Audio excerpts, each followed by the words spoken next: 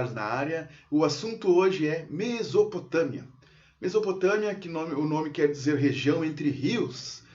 E esses rios eram o rio Tigre e Eufrates. Por isso, que não poderia deixar de ser diferente, a Mesopotâmia, ela tem uma economia totalmente voltada para a agricultura. Aliás, não totalmente. Nós temos também bastante forte naquela região o comércio. O comércio que ajuda a trazer novas culturas para aquela região da Mesopotâmia. E aí há uma troca de culturas entre outros povos que vêm comercializar com os povos da Mesopotâmia. Mas o principal é a localização. É a região entre rios, os rios Tigre e Eufrates. Principais povos da Mesopotâmia, existiram vários povos em determinadas épocas naquela região. Mas nós temos como destaque ali os sumérios, babilônicos, os assírios, caldeus e hititas. Nós vamos nos deter nos 4 primeiros, né? Sumérios, babilônios, assírios e caldeus. Vamos deixar os hititas para uma outra oportunidade. Nessa mesma foto, vocês podem ver ali que existe uma representação de um zigurate. O que é um zigurate? Bom, ele é uma estrutura arquitetônica característica da Mesopotâmia. Tá? E ali ele servia como um palácio, servia também como centro de comércio e também como centro religioso. Às vezes tudo junto ao mesmo tempo. Então esses zigurates eles figuravam na região da Mesopotâmia e serviam para diversas coisas. A região da Mesopotâmia em si, ela faz parte de uma região bem maior, conhecida como região do crescente fértil. Tem esse nome porque o formato dessa região parece uma lua crescente e porque essa região passa por vários rios ali que tornam as terras totalmente férteis. Por isso, região do crescente fértil. E a Mesopotâmia faz parte dessa região, que se inicia na região do Golfo Pérsico, próximo à Mesopotâmia, e vai até a África, norte da África, lá no Egito, abrangendo ali o rio Nilo. Então, por isso a Mesopotâmia faz parte dessa região do crescente fértil. E os povos da Mesopotâmia, eles existiram povos variados em variadas épocas, vamos dizer assim. Mas nós temos ali cidades e capitais desses povos que foram muito importantes para a economia e para o comércio. Nós temos ali Nínive, Lagash, Ur, Nippur, Uruk e a própria Babilônia. Aliás, Ur é a cidade de onde saiu o patriarca Abraão, na Mesopotâmia. Então nós temos variadas cidades ali, todas, como vocês podem ver, como características em torno do rio Tigre ou do rio Eufrates, e também com economia agrícola. Tá? Então todas estão localizadas à beira desses 2 rios lá na Mesopotâmia. E os povos, eles estão ali destacados, nós temos os assírios, também ali aparecem os acádios e amoritas, em outras épocas, obviamente, mas nós sabemos já que o importante para nós ali é os assírios, caldeus, babilônios e sumérios. Aqui nós temos um maior destaque, um recorte dos principais povos ali que eu falei para vocês. Temos ali os assírios, depois os babilônios, depois nós temos ali os sumérios e os caldeus. Bom, o primeiro povo que nós vamos destacar vai ser os sumérios. Sumérios, esses que por volta de em torno de 3.000 anos antes de Cristo, eles inventaram, ou melhor, eles criaram uma forma de escrita. E essa forma de escrita, ela era uma forma de escrita através de símbolos, de sinais, não em papel, porque não existia papel naquela época, mas em tábuas, tabuletas de argila, de barro. Mas vamos então a algumas características da Mesopotâmia em si. E aí nós temos ali no quadrinho ali que nos interessa é essa segunda coluna, tá? Da Antiguidade Oriental. Ali está escrito Sumérios, Babilônios e Assírios. E aí nós temos ali algumas características desses povos, tá? Nós temos ali a forte mitologia desses povos, portanto eram povos politeístas, né? Politeístas que cultuavam vários deuses, tá?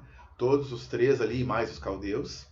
A arte deles, como eu falei para vocês, templos e palácios existiam ali naquela região dos zigurates, que é o principal figura da arte da Mesopotâmia. Se colocares hoje um zigurate, a foto de um zigurate, a maioria dos historiadores e afins, eles vão identificar como sendo da Babilônia. Ou melhor, desculpa, da Mesopotâmia, cultura mesopotâmica. A ciência foi importante também, porque dali surgiram questões da matemática, astronomia. A religião, já falei para vocês, é uma religião em torno do politeísmo, do antropomorfismo, que é deuses metade homem, metade animal. O poder político ele é teocrático, né? Ou seja, o rei como centro de todo o poder, tá? E muitas vezes esse rei ele é um rei que é o representante dos deuses, tá? Por isso existe ali uma teocracia, muito ligado ali o poder político ao poder religioso na região da Mesopotâmia. A sociedade em si é uma sociedade patriarcal, onde o patriarca, né, é aquele cara que comanda toda a família e toda a vizinhança e é responsável por tudo. Essa sociedade ela geralmente é estratificada, as pessoas não têm facilidade de ir galgando, aumentando, subindo de classe social para das mais baixas para as mais altas, das mais pobres para as mais ricas. Dificilmente. Quem nasce pobre ali fica pobre, quem nasce rico continua rico. Então a sociedade tem essa característica na Mesopotâmia. Tá? Lembrando que ali fala um pouquinho do Código de Hammurabi, que é uma das principais contribuições de organização de leis e política dessa época da Antiguidade Oriental, até para depois, posteriormente, para o mundo atual. O Código de Hammurabi foi o primeiro código de leis criado na humanidade.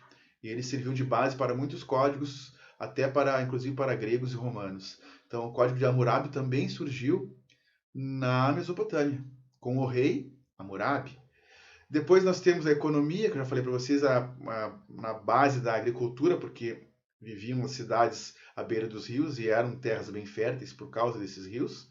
O artesanato, cerâmica, né, e tecidos, e o comércio. Então nós temos ali comércio, artesanato e agricultura como possibilidades econômicas na região da Mesopotâmia. O grupo linguístico são todos povos semitas, tá? E já nós depois vamos ver o que significa semitas. Algumas situações trazem os povos semitas como sendo descendentes de Sem, tá? Mas os povos semitas eles também têm o mesmo grupo linguístico e todos eles falam línguas parecidas, não a mesma linguagem, o mesmo idioma. Tem o tronco linguístico igual, tá? Que é o tronco linguístico semita. Aqui está um pouquinho da escrita que eu falei para vocês, dos sumérios, essa escrita cuneiforme, porque era feita em tablets, né, tabletes de argila, e com um instrumento que parecia pontiagudo, que parecia uma cunha. Então eles iam colocando símbolos ali, cada símbolo, conjunto de símbolos, significava alguma palavra, letra ou frase, né, um conjunto desses símbolos, uma frase. E essa escrita era conhecida como escrita cuneiforme, devido à maneira como era vista ali. E aí ficam umas perguntinhas sobre os povos da Mesopotâmia: sumérios, caldeus, assírios e babilônios. Esses são os principais povos, já respondi a primeira. E destacaram desses povos. Bom, nós temos como destaque os sumérios, que tiveram a escrita como invenção principal ali. A questão da escrita cuneiforme está totalmente ligada aos sumérios, foram eles que inventaram. A questão ali dos babilônios e os caldeus, com o Código de Hammurabi, também, que pode ser citado ali entre os povos da Mesopotâmia. Qual foi o povo que criou o Código de Hammurabi, do rei Hammurabi? E também temos os templos e palácios, os zigurates, que eram também característica dos babilônios. Tá? Os babilônios, esses que também tinham a questão dos jardins suspensos da Babilônia, que era uma das 7 maravilhas do mundo. Então nós temos aí várias características desses povos dessa região. Espero que vocês tenham gostado. Até a próxima!